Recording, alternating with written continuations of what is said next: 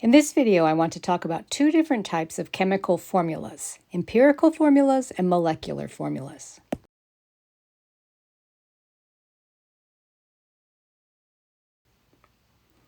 Before we get into formulas, I just want to review a little bit about mole ratios. Remember that mole ratios are part of stoichiometry, where you're able to calculate the moles or eventually the mass of one substance from the moles or mass of another substance when you have a balanced chemical reaction. You could also use mole ratios to determine the ratio of elements within a substance and then use that to create the chemical formula. And that'll be the focus of this particular video. The chemical formulas that we have been working with or creating when I've asked you to create them from the names of a substance can actually represent two different types of formulas depending upon the substance. The chemical formulas often do represent the atoms, the number of atoms and the kind of atoms present in one molecule of the compound. But this is true mostly of covalent compounds, where you actually have a molecule like this one of water, where there is a distinct one oxygen bonded with two hydrogen, and they are not connected directly with any other water molecules around them. You could, if we were able to pick it out, if we could have super small tweezers that could grab one molecule of water, we would have just one oxygen and two hydrogen. But our chemical formulas, especially when it comes to ionic compounds, actually represent the simplest whole number ratio of the atoms present in the compound. And this is the empirical formula. The reason this works with ionic compounds is, remember that ionic compounds are built by ions, and ions are held together by positive and negative charges being attracted to one another. This diagram here is illustrating what sodium chloride ions look like when they bond together in a crystal, and many of our ionic compounds form crystals. Every one of these little purple balls represents a sodium ion. Every one of the green balls then represents a chloride ion. And in a solution where you're making solid sodium chloride, for as many sodium and chloride atoms they will continue to bond together, putting down layers and layers of positive and negative charges. And so there's not a distinct molecule that is only one sodium and one chloride present, but again, you're creating a crystal. The molecular and empirical formulas for any substance may be the same. For example, in water, the molecular formula H2O is the same as the empirical H2O. There's no way to simplify the formula. But with another substance, like glucose, they can be different.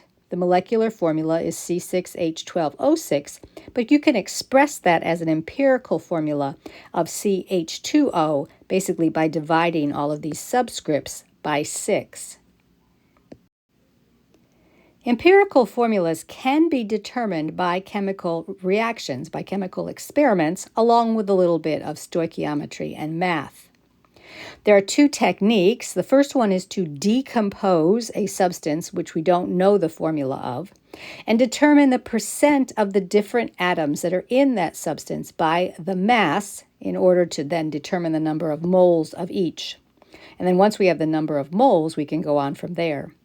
Along with decomposing a substance, you could also synthesize a compound and use the moles of the reactant going into the synthesis reaction and the moles of the product in order to determine the moles present, using the mass that's produced to work backwards to provide the moles.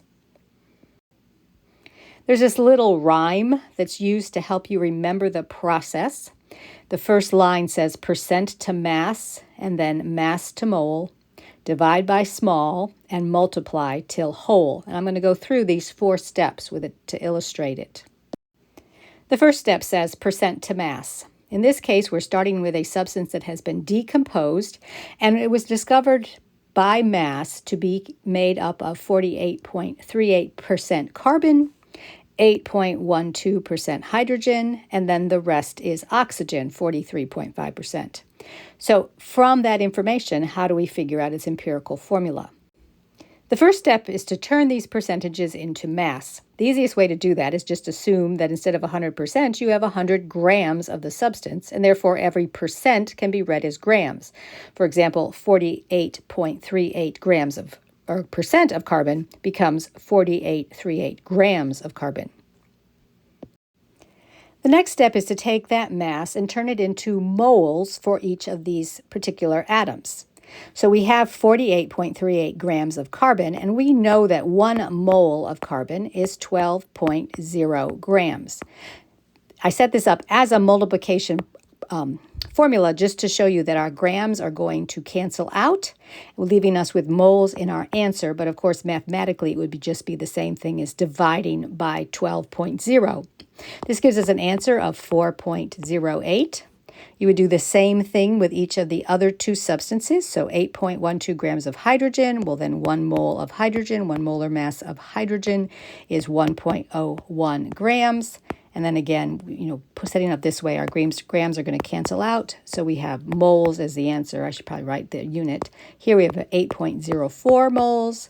And then last with oxygen, 1 mole of oxygen is 16.0 grams. And that's going to give us 2.72 moles.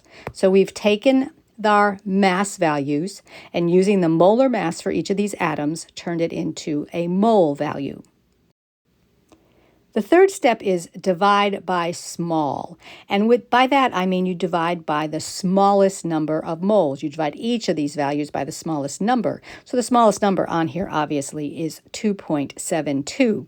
So if we divided 2.72 by 2.72, we get a measurement of 1. If we divide 8.04 by 2.72, we get a value of 2.96. And if we divide 4.03 by 2.72, we get a value of 1.48.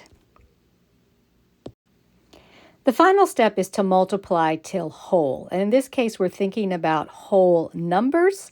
If you look at the values that we have here, the oxygen value obviously is already a whole number. If we look at hydrogen at 2.96, we could round that up to 3.00.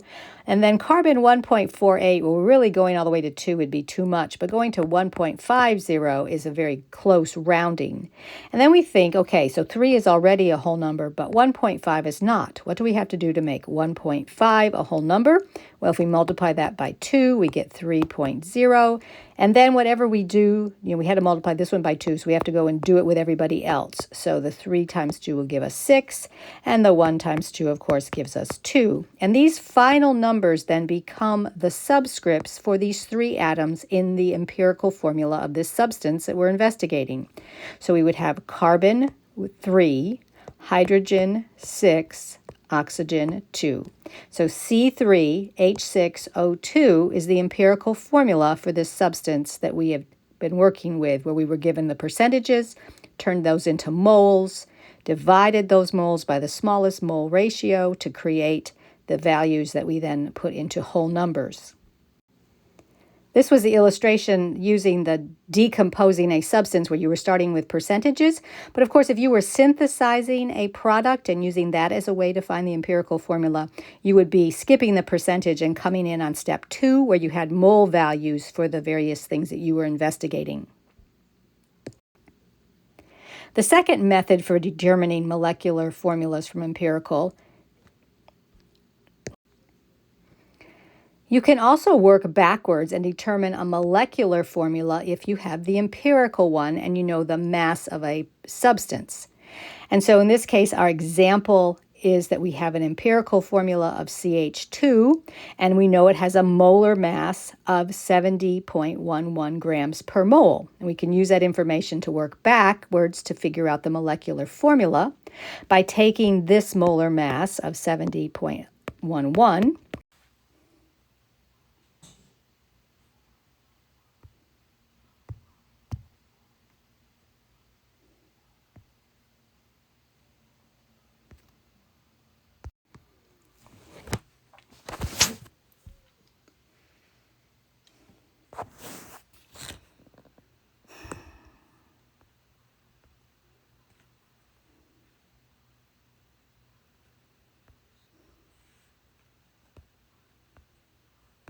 Why won't you let me share?